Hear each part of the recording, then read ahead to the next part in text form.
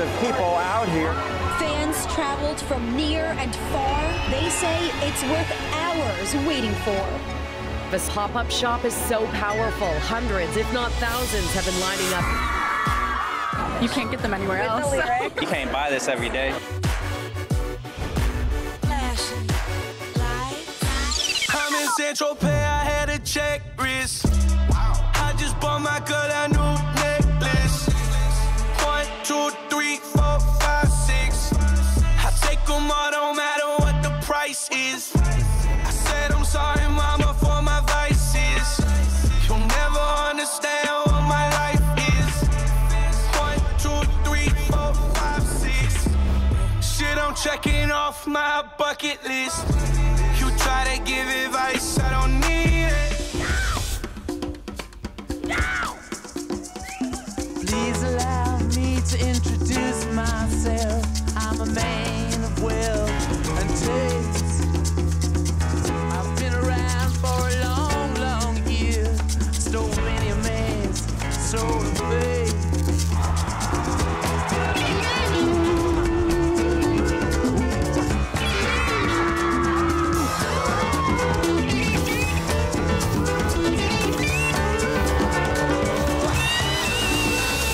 Like 3,000 on fragrance. I smell like the Powerball Lotto. Bitch from France like biscotti and gelato. She call it tomato. She still know that money's the motto. I watch cost the same as a Tahoe. My merch getting made with Bravado.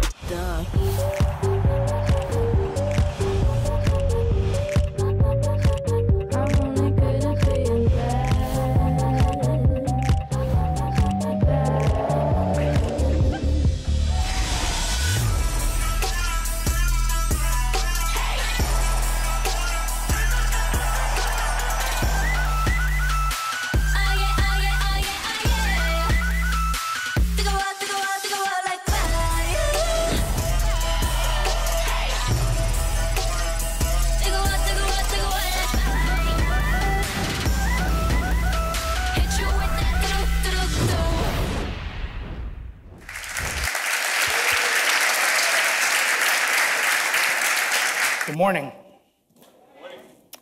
So I have the pleasure of talking to you about the dynamic business that I work for, which is Bravado. As you saw from the slide, it's quite exciting, but I think one of the main things that I wanted to talk about is just how much goes into this process of being able to bring all of these type of collaborations together. And I think the main challenge and the main point of discussion today is really about the idea of creating global team connectivity across a supply chain that's aligned. When we put together the assortment that we're working on specifically for an artist, there's so many parts that have to come together. There's so many different departments, and all of them need to be directed towards what ultimately is the artist's vision. So in this case, Billie Eilish, we work with the brand management team, which is responsible for putting together and understanding the creative elements of the artists themselves. We're working with the consumer engagement team, which is working on the artist strategy in order to be able to monetize and optimize those assortments that we're working with through the artist. And then you have teams like the creative and design team that are putting together the assortment, the merchandising, all of the different components to those products that you saw in the video, and the store management team, which is putting together, whether it's retail or it's being done on e-commerce, that the vision of the artist is being captured, that it captures their essence. You know, Billie has such a unique aesthetic to her. It's important that all of these different departments understand, one, how to create that initial flow of understanding what her overall aesthetic is, how do we drive towards deliverables, and then communicate that downstream to all of these different channels that we have. So from retail, where we are in Bergdorf's and Neiman Marcus, to your Hot Topics and Targets, all channels of distribution in retail, as well as to our e-commerce stores, where we have over 300 stores that we support for each of these individual artists, to the tours themselves, as they go live, making sure that we have assortments that are ready to drive that tour, not just domestically, but in most cases, a global tour that has to be connected with the European or Australian legs of them. And then one of the main things you saw in the video was really about pop-ups. So these experiential type of store activations that we do, usually for like 24 to 72 hours. How do we create connectivity so that, again, we can tell a story about the artist that's sustainable and can evolve as the artist evolves? One of the biggest challenges we have in that is, of course, time is of the essence. One of the main things that you'll notice with music is that the artist's focus is always on the music itself. Merchandise is like the last thing they want to think about. And yet for Bravado, it's primary. So when I started at Bravado at the beginning of 2017, one of the main things they mentioned to me was we work off the 80-20 rule. And the deeper I had dug into that, it meant that 80% of our business is done on quick turn. 20% of our business is forecasted. Imagine managing a business that's 170 million at the time with only 20% visibility to actually what you're working on. It's tremendous. And so what I was looking to do is try and figure out a way that we can start to create lanes of visibility even within short windows. And also help people that are working in each of the individual tasks to understand that if we can optimize their tasks and put those pieces together, slowly that puzzle helps us to understand the vision of the artists themselves. And so the more that we put these together, the more that each of the components of these departments are working in sync to bring the vision to life. So what are the main challenges with that? So when I had started, part of how we got introduced to monday.com is that the labels had started a very project-oriented type of initiation with the project. And so they had done an introduction to me in terms of what Monday's capabilities were. And as I was sitting there through the presentation, all I could think about is, aha, this is what's missing. Imagine having visibility all of a sudden to what all of the music is going on. We had no transparency to that. So I'm trying to figure out how am I going to be able to produce these goods in a week with no creative, none of those elements, and yet there was a tool that was actually harboring that information. And so release planning, which is a critical component to it, because that's the primary focus of the artists themselves, now all of a sudden I had some lane in which to be able to see upcoming activity.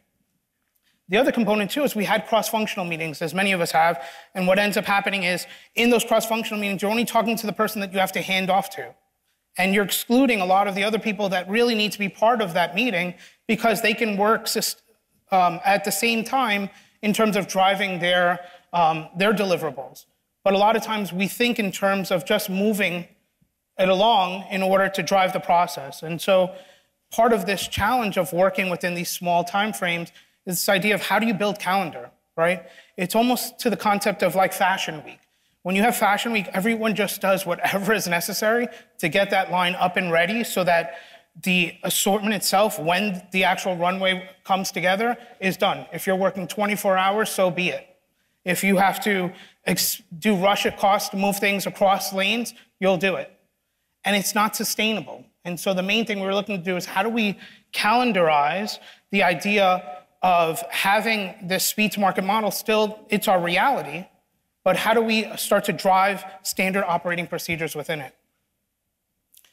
The other component, as you saw in the video, is that we're a global company. So it's like, it's fine within the lanes if you just think of us as US-based. But most of the artists you saw up there, from the Rolling Stones to Post Malone, all of those artists are global artists. So how are we connecting with those global markets? And so from the very beginning, what we wanted to do is create foresight so that those artists themselves, as well as all of the different channels that we have in these different markets, had visibility to what was going on in the US. We're launching a Billy campaign, February of 2020. How do we get involved? Is there an opportunity? And so what it started to do is it created this idea of looking at, within our markets, is there an opportunity to have other markets that could participate in it, that could be able to drive revenue and sales because there was demand in their markets for that particular artist and the deliverables we were having there. The other thing it did is it allowed us to start creating what we call a toolbox, which meant that we would start to have components of it, which means all of the pre-work, the pre-development that goes into a line, could start to be staged. So for example, if you are buying a product from New York, or you're buying a product from Sydney, or you're buying a product from the UK, as a consumer, you don't care. You just want to make sure that that product is consistent and that what you're getting invokes the same level of quality and consistency no matter where you get it from.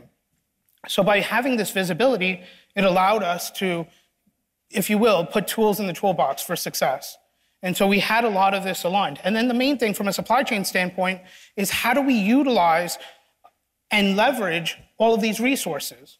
Rather than France going specifically to their market and Spain just going to their market, if we aggregate and we start to scale and use the economies of that scale, we can leverage resources to be able to drive deliverables. Again, it eliminates all of the buy work that's going on because everyone's working in silos and without this idea of true optimization of your global platform. So information is power by far. And I think one of the things that we had is when we rolled out monday.com, we still had bad practices, right? And I'm sure for many of you that have used Monday, you probably had similar issues. The first thing we had is duplicity. People were doing their work that they were used to in Excel documents, all kinds of spreadsheets, and then you had Monday itself, right? And it's like, how do we connect the two so that we're not actually driving additional work, but we're actually working much smarter? The second part is that, we had siloed work. So you, again, had groups that were not necessarily working together collectively, but just specifically for their particular needs. If you're in charge of a particular department, your main focus, of course, is that department. But looking at what the aggregate can do in terms of how the touring has such a critical impact in terms of retail initiatives, as well as what e-commerce drops are coming, helps everyone to kind of see that they're just one component of what potentially is a much overarching opportunity for the artist and its activity. The other thing, too, of course, is what happens in these boards is what happens a lot of times when we have our own spreadsheets. What is that? We all customize them. There's no level of standardization. The boards themselves are a representation of us instead of what ultimately they need to be, which is the idea of really having standing operating procedures. I'll give you an example. In my retail team, when they initiated monday.com, they went very transactional. Everything was almost to the PO level. And then as we got to the tour team, they only wanted to look at the high level. Did we get everything we needed to kick off the tour? But there's nothing in between. So it's really like, how are we optimizing this platform to really be able to get the connection in terms of measuring how we started to how we ended? And so when we thought about future state of how we can evolve this platform, working very closely with the Monday team, we decided to work on a hierarchy. And so we took the idea of these shops, which is all-encompassing for the artists, and then we took all of their campaigns and we connected them. And we said, all right, so we want to make sure that we accommodate all of the different artists. And so within those artists is UMG, as well as what Bravado is supporting. But then at the same time, we have these campaigns that are major initiatives that are going on. They could be for retail, they could be for tour, they could be activity that we're just starting to work on that are 6 months from now. Just start in the very early and infancy stages of it. Think about how powerful that is now. All of a sudden, you have all of this information right at your hand, and it allows you then to create them into work streams. Okay, so I'll give you an example of what I mean here.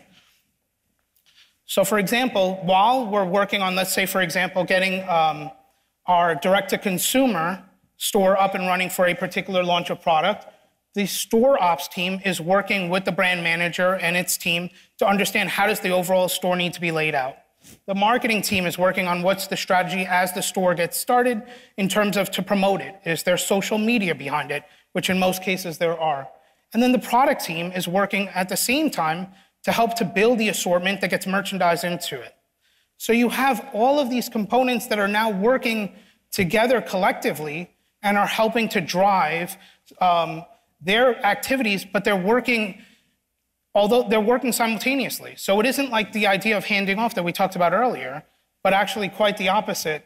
It's the idea of really streamlining workflows within campaigns. And so the main thing that we start to see then is then the end of the supply chain is production, which is then taking that vision, putting it together, and then executing it so that the end consumer has a great experience. And the main thing we wanted to kind of just drive is, one, that we're all aligned to what the artist's vision is, so that there's connection no matter who's working within the stream. And then the other part, of course, is that the right people are being given very powerful information, things that they can actually utilize and drive in their day-to-day workflow. And then within that is, how do we then take that information and create lead time where usually there isn't. We just did, right? Isn't that amazing? We take the idea that maybe I had a week to work on this, but because you have teams working simultaneously and efficiently, now all of a sudden I have a little bit more time because I've pre-worked all of the things that are required in order to launch that particular endeavor. So again, part of how we started to look at using monday.com was really to this vision where it's not just about the product setup team and what they're specifically concerned about, but how do we have, especially from a senior management level, the ability to have transparency all throughout the process. And that if you want to get down to the minute level of that transaction and the individual style and SKU, you can do that. But there's also a bubble up that allows me to look at how are we overall driving that campaign so that we're monetizing and optimizing all of those sales. Okay. So then we're all here to talk about what is the future of work, right? And so as I look at Bravado, we're having an incredible year and are staged for even further growth. And as I've spent quite a bit of time talking about, e-commerce is, of course, one of those biggest revenue streams. To give you some context behind that, when I started at the company, e-commerce represented $12 million of revenue sales. This past year, we did $65 million. We are on pace over the next 3 years to get to $500 million. And you say, Jacob, that's a huge leap. How are you possibly doing that? Well, look at all of the things we haven't touched at. We're not optimizing global opportunities. We're not necessarily talking and working collectively to drive activity around an artist. So we have seen exponential growth in just a short period of time, and we think that with the proper tools in place, we can continue to grow that platform. The other thing, too, that we want to be able to do is understand that, as was mentioned earlier, that our environment changes. Those market conditions are always going to shift. We need a platform that has the ability to shift with us, right? And so maybe I will start to get more runway and lead time in terms of working a program. But the other side of it, too, is maybe I don't. And at least Monday gives me the flexibility to work in both a speed to market model as well as a future planned model to where I can overall drive the overall component of those deliverables towards success. So when we think about the overall outlook of future work, I'll scoot over here. I put this picture up because this is a meeting that I had with my group team. We did an end of year launch in terms of our performance for 2018. And the reason I highlighted it is because I awarded people that highly performed, and they're all from different cross-functional groups. I have retail represented here, I have e-commerce, operations, and product development. It shows you how when you get everyone to buy into a process and they have the right tool to do it, they can actually drive and be able to stimulate opportunistic sales. And so as a result, Monday has been a great partner with us, and I thank you for your time.